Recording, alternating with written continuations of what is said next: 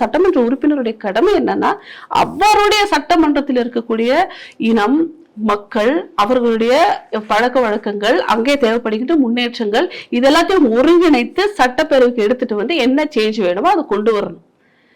எத்தனை சட்டமன்ற உறுப்பினர்கள் அவர்களுடைய சட்டமன்றத்தை பத்தி பேசுறாங்கிறது நீங்க சொல்லுங்க.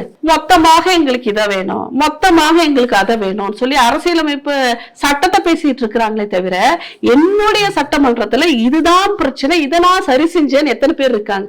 திட்டப்பணிகளுக்கு காசு வருதா, ஏதாவது திட்டப்பணி பண்ணோங்கிறது இல்ல. சட்ட திருத்தம் செய்த சட்டமன்ற உறுப்பினர்கள் எத்தனை? நீங்க கடைசியில ரொம்ப வேண்டாங்க, 10-20 வருஷம் எடுத்துக்கங்க. இந்த திராவிட ஆட்சிகள் எல்லாம் மாறி மாறி ஆண்டுட்டு இருக்கு இல்லையா? இந்த சட்டமன்றத்துல இந்த சட்டமானது திருத்தக்கூடிய பவர் இருக்கிறது சட்டமன்ற உறுப்பினர்கிட்ட. ஒரு சட்டத்தை திருத்தம் பண்ணி கொண்டு வர்றது. கடந்த 70 வருஷமா ஒரு சட்டம் அப்படியே அப்ளிகபிளா ஆயிட்டு இருக்குன்னா அந்த இடத்துல முன்னேற்றமே இல்லைன்னு அர்த்தம்.